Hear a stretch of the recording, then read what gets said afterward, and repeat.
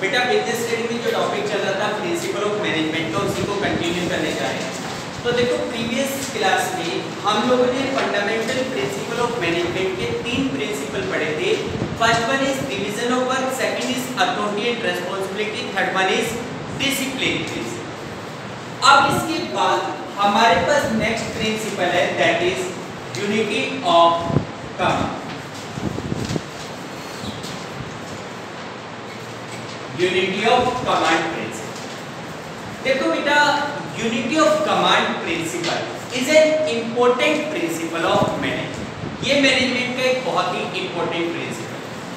देखो, this principle advisers states that in a business organisation as far as possible one subordinate should get the order from one superior at a time.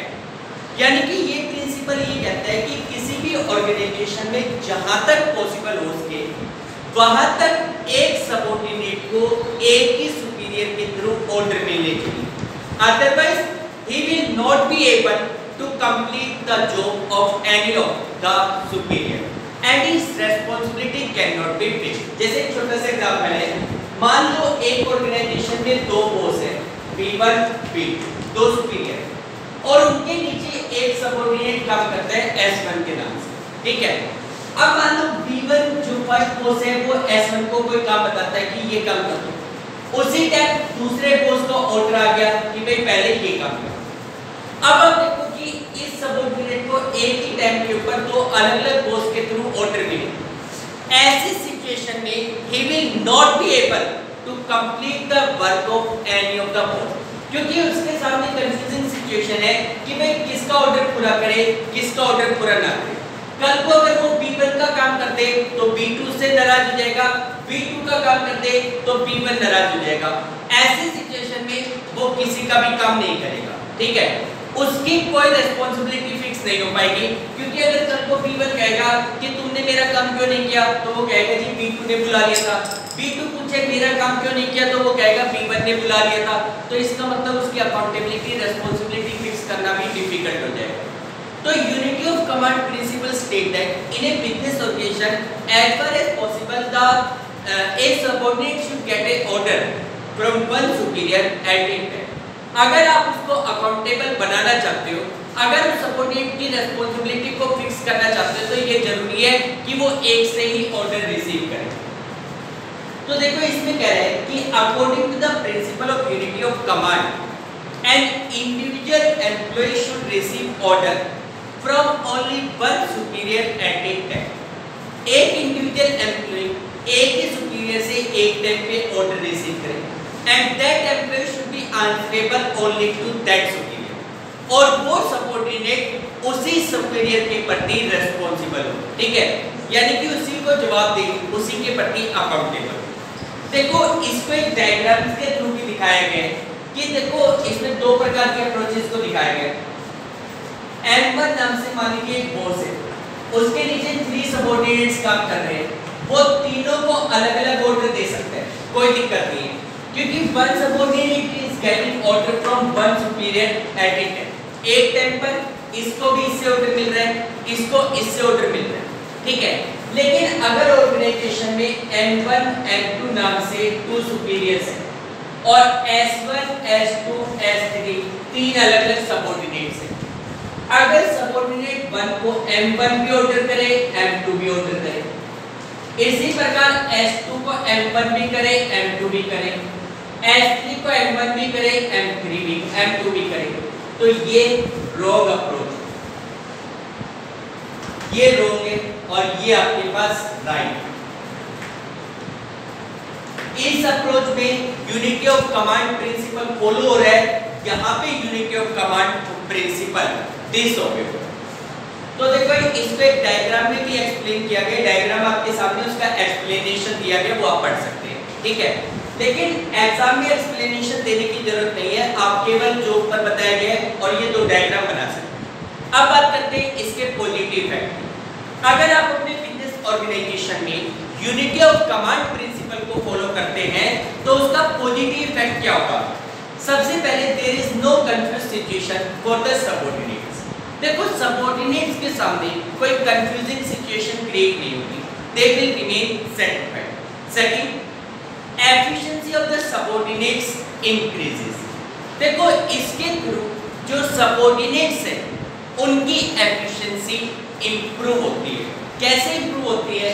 देखो सीधी सी बात है कि अगर one subordinate एक ही सुपीरियर से ऑर्डर रिसीव कर रहा है तो he will be able to complete the job, वो उस काम को कर पाएगा। लेकिन अगर एक से ज्यादा बॉस ने ऑर्डर दे दिए, सुपीरियर ने ऑर्डर दे दिए, तो वो किसी का भी काम नहीं कर पाएगा। जब एक के नीचे अंडर काम करेगा तो उसकी एफिशिएंसी इंक्रीज होगी। नेक्स्ट पॉइंट हमारे पास आता है the efficiency of the superior increases. देखो इससे जो सुपीरियर्स है उनकी भी एफिशिएंसी इंक्रीज होगी। क्यों? देखो एफिशिएंसी का सिंबल क्या है? अगर आपका काम कंप्लीट हो रहा है, अगर आपने जो ऑर्डर पास किया वो पूरा हो रहा है, तो इसका मतलब आपकी एफिशिएंसी को शो किया जा रहा है, आपकी एफिशिएंसी दिखाई जा रही है। अब आप देखो कि अगर वो एक बॉस अगर एक सुपीरियर अलग-अलग लोगों को ऑर्डर देते हैं तो उस केस में ऑर्डर कंप्लीट हो रहा है, वर्क हो रहा है, तो उससे क्या होगा कि सुपीरियर की एफिशिएंसी भी इंक्रीज होगी। It is easy to fix accountability. देखिए by following this principle the accountability of the subordinate can be fixed. He will be accountable to one superior. अगर कल को S1 ऑर्डर पूरा नहीं करता है, काम नहीं करता है, तो he will be held accountable. इस सिचुएशन में S1 अकाउंटेबल नहीं कहलाएगा। क्यों? क्योंकि वो अपनी रिस्पांसिबिलिटी दूसरे पे कर देगा कि जी मुझे तो आपने ऑर्डर दिया था लेकिन M2 ने बुला लिया था, मैं काम इसलिए नहीं कर पाया, तो उसमें वो अकाउंटेबल नहीं रह पाएगा। और an atmosphere of coordination prevails, यानी कि कोऑर्डिनेशन एटमॉस्फेयर क्रिएट रहेगा, क्योंकि everyone knows that to whom he have to give the order and to from whom he have to receive the order, तो उससे कोऑर्डिनेशन क्रिएट रहेगा। अब बात करते हैं वायलेटिंग इफेक्ट। अगर आप यूनिटी ऑफ कमांड प्रिंसिपल को वायलेट करते हैं तो उसके इफेक्ट क्या होंगे? अगर इस प्रिंसिपल को फॉलो नहीं किया जाता तो क्या इफेक्ट होगा? It creates a confuse situation for the subordinates. इससे सबऑर्डिनेट्स के सामने एक कंफ्यूज सिचुएशन क्रिएट होगी कि भाई किसका काम करे और किसका ना करे। Second, it reduce the efficiency of the subordinates. देखो इस प्रिंसिपल को फॉलो ना करने से वर्कर की जो एफिशिएंसी है वो रिड्यूस होगी, क्योंकि वो किसी का भी काम कंप्लीट नहीं कर पाएगा, हमेशा कंफ्यूज रहेगा। It reduce the efficiency of superior. Superior की भी एफिशिएंसी रिड्यूस होगी क्योंकि उसका काम कंप्लीट नहीं हो रहा। कॉन्फ्लिक्ट्स ड्यू टू इंसर्ट एक ऑफ द सुपीरियर। देखो इससे कई बार क्या होता है कि जो सुपीरियर्स है उनके बीच में कॉन्फ्लिक्ट सिचुएशन क्रिएट होती है। कैसे? S1 को ऑर्डर दिया गया M1 के द्वारा भी, M2 के द्वारा। कल को S1 को M1 का ऑर्डर पूरा कर दे, M2 का ऑर्डर पूरा ना करे, तो M2 सोचेगा कि यार मेरा काम नहीं कर रहा, M1 का काम कर रहा है, तो वो M1 से जीनियस क्रिएट हो जाएगी, जीनियसी क्रिएट हो जाएगी उन दोनों के बीच में, उन दोनों के बीच में कॉन्फ्लिक्ट क्रिएट हो। ठीक है। उसके बाद नेक्स्ट है it is difficult to fix accountability. इस प्रिंसिपल को वायलेट करने से किसी भी सबऑर्डिनेट्स की अकाउंटेबिलिटी को फिक्स नहीं किया जा सकता। और हाइट ऑफ डिसऑर्डर, देखो सबसे बड़ी बात है हाइट ऑफ डिसऑर्डर होगा, काम कोई भी बंदा आपका यानी कि जो सबऑर्डिनेट्स है वो आपके ऑर्डर को नहीं मानेगा। ठीक, ये है यूनिटी ऑफ कमांड प्रिंसिपल। इसके बाद बेटा नेक्स्ट पॉइंट, नेक्स्ट जो प्रिंसिपल है that is unity of direction.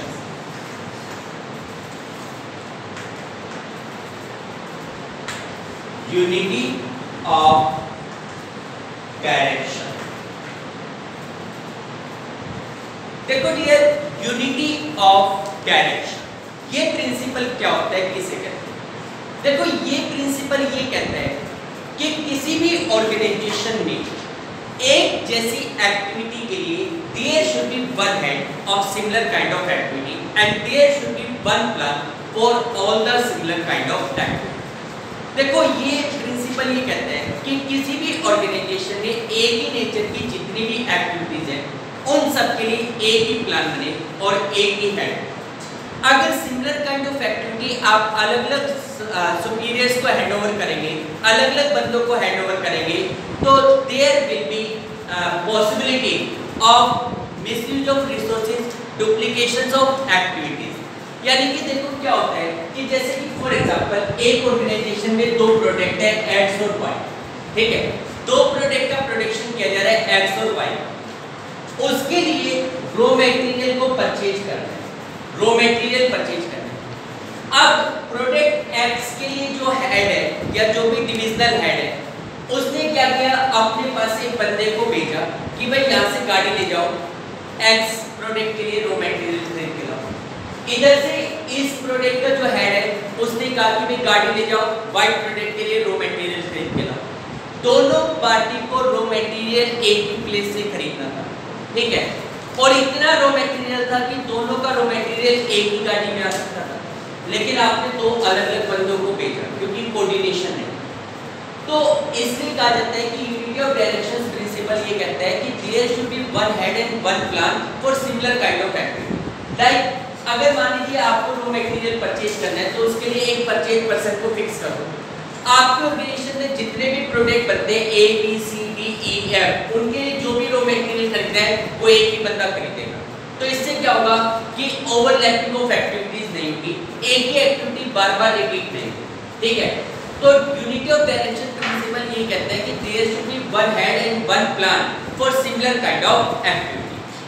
तो इसलिए कह रहे हैं unity of direction means that there should be one head and one plan for group of activity having the same objective. यानी कि वो सारी एक्टिविटी जिनका ऑब्जेक्टिव सेम है उसके लिए वन हेड और one plan. For example, suppose an automobile company is manufacturing two products, namely scooter and cars। भाई मान लो कोई ऑटोमोबाइल कंपनी है, वो दो प्रकार के प्रोडक्ट बना रही है, एक बना रही है स्कूटर और एक बना रही है कार। तो दोनों के लिए दो सेपरेट डिवीजन बनाए गए, दो सेपरेट डिविजनल हेड बनाए गए, क्योंकि दोनों प्रोडक्ट का अपना खुद का मार्केट है, दोनों प्रोडक्ट की अपनी खुद की इंपॉर्टेंस है। तो ये कह रहा है कि दो प्रोडक्ट बना रही है scooter and cars, hence having two division, इसलिए उसके दो डिवीजन हैं। As each project has its own market and problems, therefore each division must have its own head। भाई हर प्रोडक्ट का अपना मार्केट है, अपनी प्रॉब्लम है, therefore each division should have its own market। Her division का अपना खुद का मार्केट होना चाहिए, ठीक है। अब बात करते हैं इस प्रिंसिपल के पॉजिटिव इफेक्ट। अगर हम अपने बिजनेस में इस प्रिंसिपल को फॉलो करते हैं तो उसका पॉजिटिव इफेक्ट क्या होगा। पहला, advantage of specialisation is obtained due to a manager's association with same kind of activity. क्योंकि एक manager same kind of activity से एसोसिएटेड है, एक ही प्रकार की एक्टिविटी वो कर रहा है, तो इससे स्पेशलाइजेशन बेनिफिट मिलेगा। Second, increase in the efficiency of organisation. इस प्रिंसिपल को इंप्लीमेंट करने से ओवरऑल ऑर्गेनाइजेशनल एफिशिएंसी इंप्रूव होगी। Next, easy to achieve objective. Objectives को अचीव करना आसान है। It helps in coordination due to unity in activity. भाई सारी की सारी एक जैसी एक्टिविटी एक ही हेड के सुपरविजन में, तो it is easy to establish coordination. Coordination establish करना आसान हो जाता है, इजी हो जाता है। अब बात करते हैं वायलेटिंग इफेक्ट। अगर आप इस प्रिंसिपल को इग्नोर करते हैं तो इसके वायलेटिंग इफेक्ट क्या होंगे। पहला, advantage of specialisation is not obtained. देखिए भाई, ignoring this principle the advantage of specialisation can not be obtained. आपको स्पेशलाइजेशन का बेनिफिट नहीं मिलेगा।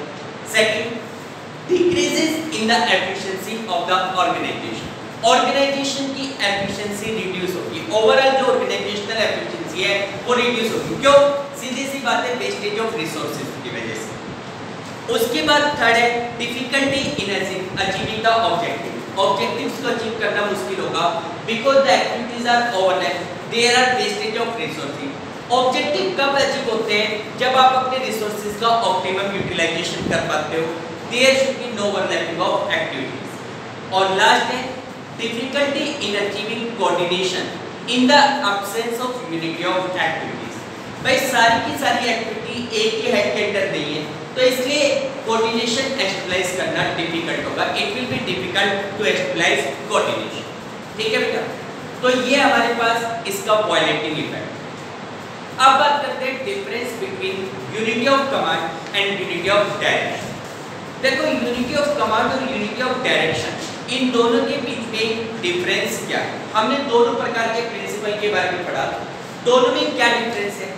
सबसे पहले तो मीनिंग आपको पता है कि according to unity of command one subordinate should get an order from one superior at a time, while in unity of direction all the similar kind of activity should be handled under one head and there should be one plan।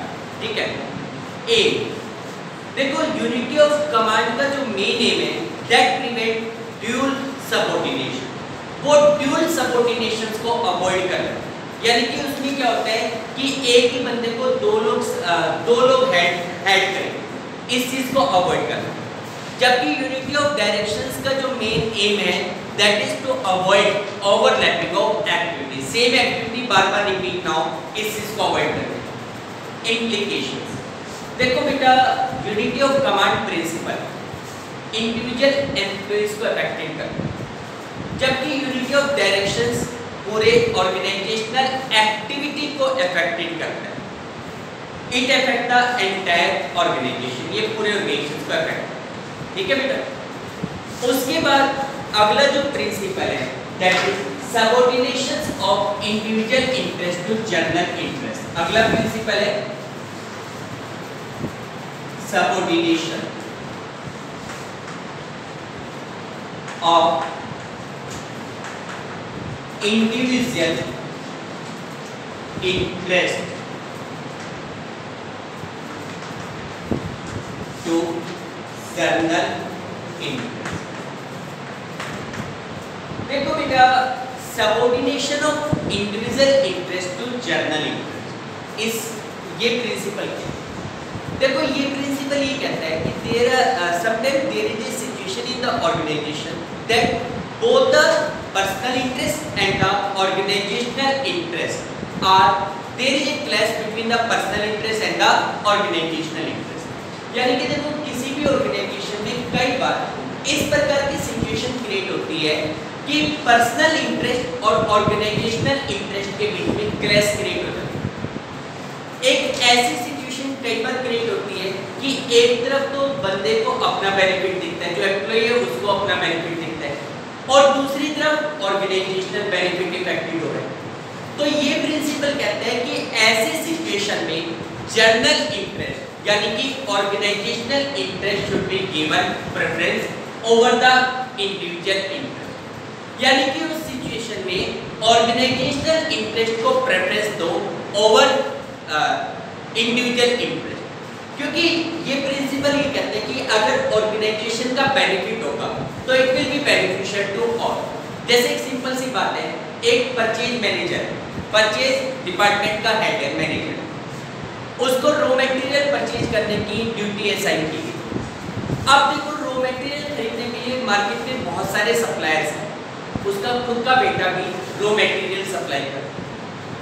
अब उसके पास दो option है, या तो अपने बेटे से raw material खरीदे या मार्केट में किसी अदर फर्म से रॉ मटेरियल खरीदे। उसका बेटा जो रॉ मटेरियल है वो महंगा बेच रहा है, जबकि मार्केट में वही रॉ मटेरियल किसी और सप्लायर से आपको कम दामों में मिल सकता है। अब जो परचेज मैनेजर है उसके सामने सिचुएशन ये है, अगर वो खुद के बेटे से रॉ मटेरियल खरीदता है तो महंगा खरीदेगा, ऑर्गेनाइजेशन का नुकसान है लेकिन उसका खुद का फायदा है क्योंकि उसके बेटे को प्रॉफिट मिलेगा। लेकिन अगर दूसरे से खरीदेगा तो ऑर्गेनाइजेशन का बेनिफिट है, खुद का नुकसान है। तो ये प्रिंसिपल ये कहता है कि इन सच ए सिचुएशन उसको ऑर्गेनाइजेशनल इंटरेस्ट को प्रेफरेंस देनी चाहिए, ना कि इंडिविजुअल इंटरेस्ट। क्योंकि अगर ओवरऑल ऑर्गेनाइजेशन बेनिफिट होगा तो it will be beneficial for all the people working in the organisation. भाई सीधी सी बात है, ऑर्गेनाइजेशन ग्रो करेगा तभी तो इंडिविजुअल एम्प्लॉय ग्रो कर सकता है। शॉर्ट रन में अगर आप इंडिविजुअल प्रॉफिट को प्रेफरेंस देते हो, शॉर्ट रन में आप बेनिफिट कमा सकते हो, but it will be harmful in the long run. Long run में आपको नुकसान ही पहुंचेगा।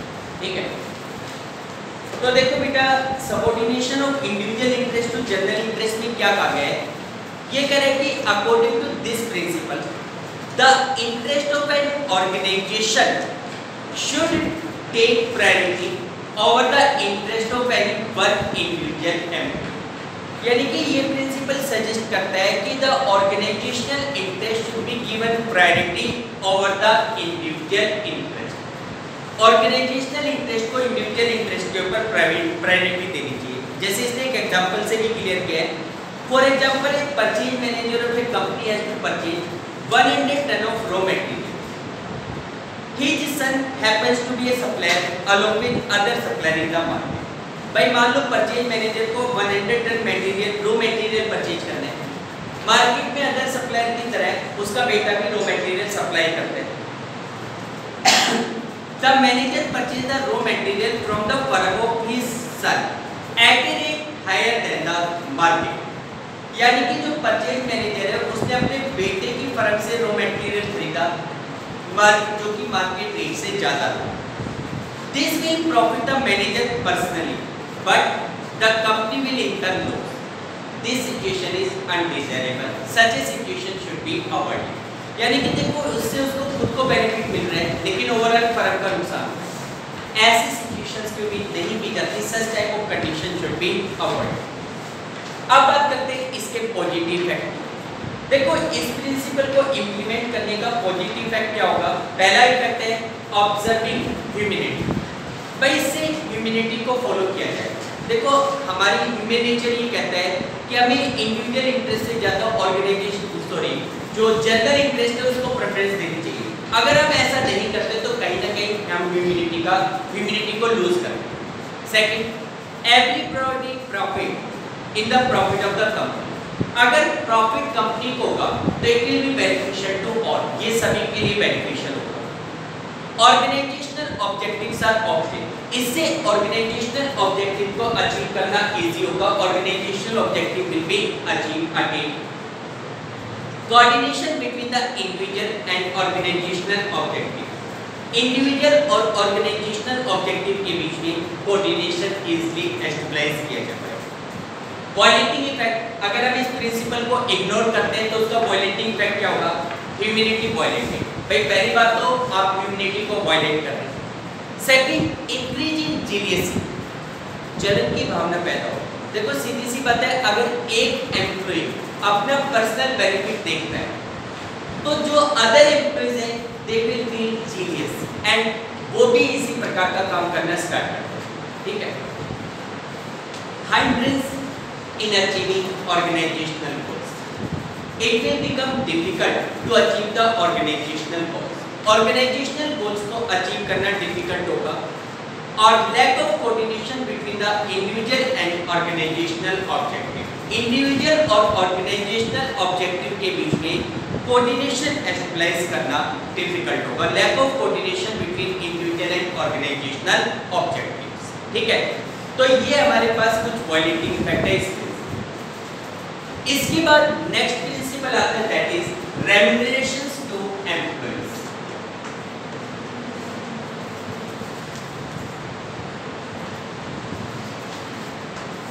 Remuneration to employees.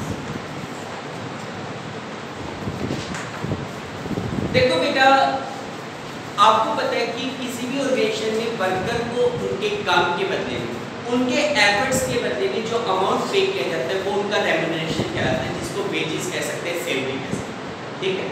नॉर्मली अगर वर्कर ऑर्गेनाइजेशन में काम करेगा तो उसको सैलरी या वेजेस यानी कि रेम्यूनरेशन तो मिलेगा, लेकिन ये प्रिंसिपल ये सजेस्ट करता है कि worker should be given fair remuneration according to ability. यानी कि देखो ऑर्गेनाइजेशन में जो भी एम्प्लॉइज वर्क कर रहे हैं, जो भी एम्प्लॉइज काम कर रहे हैं, उन एम्प्लॉइज को उनके काम के बदले में फेयर रेम्यूनरेशन प्रोवाइड होना चाहिए।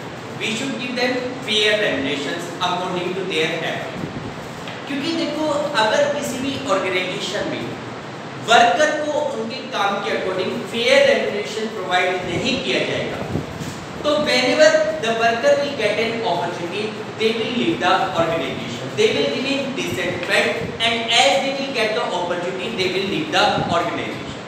भाई आप सोच के देखो, आज मान लो मैं आपके ऑर्गेनाइजेशन में पढ़ा, इसके बदले में ऑर्गेनाइजेशन मुझे सैलरी पे कर रहा है, लेकिन अगर वो सैलरी मुझे ऐसा लगता है कि मेरी क्वालिटीज या मेरे एफर्ट्स के अकॉर्डिंग सफिशिएंट नहीं है, हो सकता है आज मैं मजबूरी बस पढ़ा हूँ, आज मेरी मजबूरी है मुझे कहीं और वर्क नहीं मिल रहा है जिसकी वजह से मैं कम सैलरी में भी पढ़ा लूँ, लेकिन whenever I will get a better option, I will leave the organization. I have no feelings for the organization in such a situation.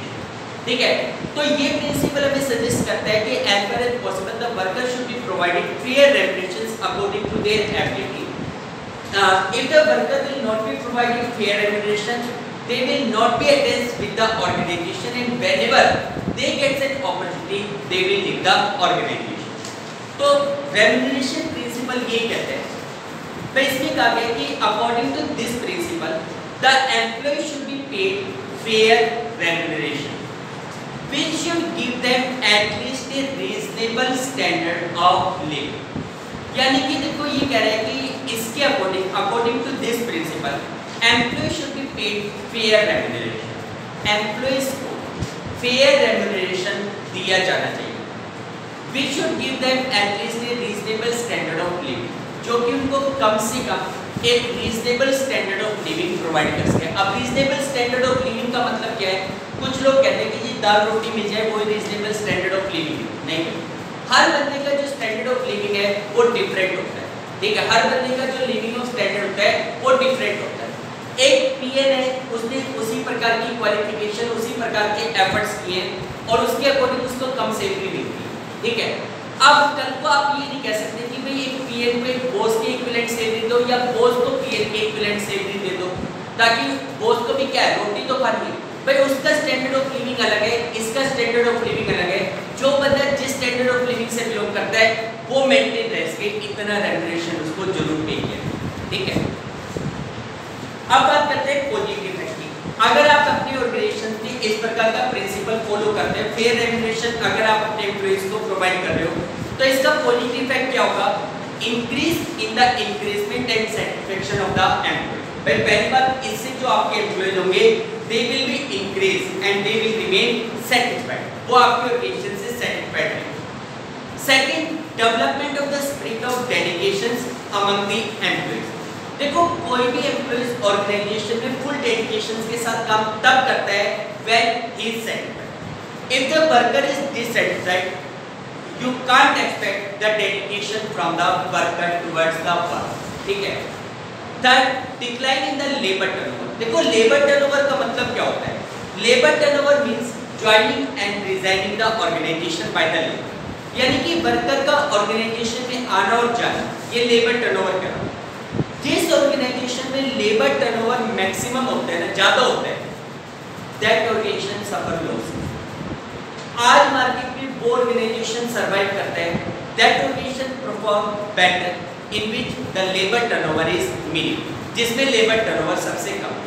अगर आपके ऑर्गेनाइजेशन में वर्कर ज्वाइन करे और कुछ समय के बाद छोड़ के चले जाए, तो ऐसे लेबर आपके ऑर्गेनाइजेशन को कभी भी बेनिफिट नहीं दे सकते। क्यों?